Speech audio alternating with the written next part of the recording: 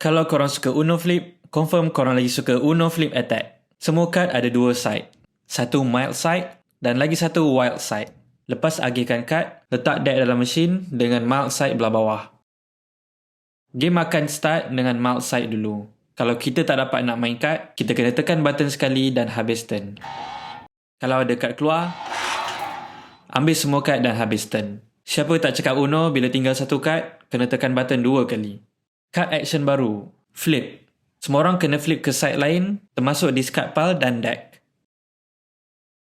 2 kali atau 5 kali. Player seterusnya kena tekan button, ikut berapa kali tulis pada kad tu dan hilang turn.